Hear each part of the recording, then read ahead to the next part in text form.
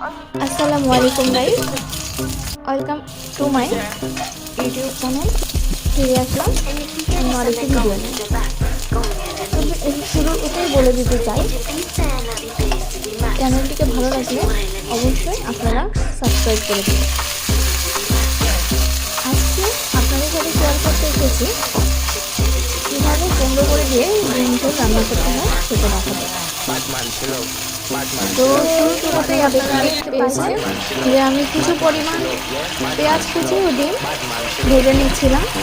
যে এই ডিমগুলো আগে থেকে আমি অফ ক্যামেরায় সেদ্ধ করে নিয়েছি এবং সাথে বেশ কিছু আলু সিদ্ধ করে নিয়েছিলাম, যেগুলো এখন মশলা দিয়ে একসাথে কষিয়ে নেব। তো দেখতেই পাচ্ছেন এখানে আমি দিয়ে দিচ্ছি কিছু পরিমাণ হলুদ গুঁড়ো, মরিচ গুঁড়ো, জিরের গুঁড়ো এবং স্বাদ মতো লবণ। দিয়ে দিচ্ছি কিছু পরিমাণ পানি। মশলাটাকে কষিয়ে নেওয়ার জন্য কিছু পানি অ্যাড করে দেব।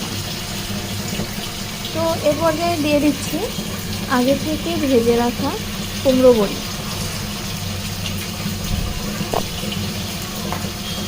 যেহেতু কুমড়ো বড়ি আবার অ্যাড করতেছি, সেহেতু এর সাথে আরও বেশ কিছু পরিমাণ পানি অ্যাড করে দিতে হবে। আপনারাও যখন রান্না করবেন তখন কুমড়ো বড়িগুলো আগে থেকে ভালো করে ভেজে নেবেন। দেখতে পাচ্ছেন আরও কিছু পরিমাণ পানি যোগ করে দিলাম এবং ফিরে আসলাম 10 মিনিট পরে। 10 মিনিট পরে পানিটা বেশ কিছু শুকিয়ে এসছে।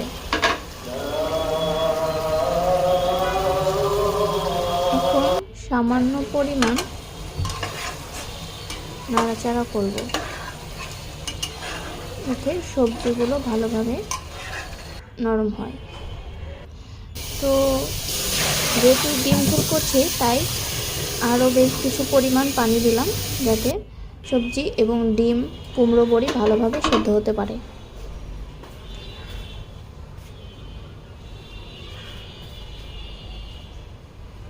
এই তো দেখতেই পাচ্ছেন, এটা হলো আজকের তরকারির ফাইনাল লুক। কেমন হয়েছে অবশ্যই কমেন্ট করে জানাবেন এবং একবার হলেও আপনারা বাসায় ট্রাই করে দেখবেন। আসসালামু আলাইকুম।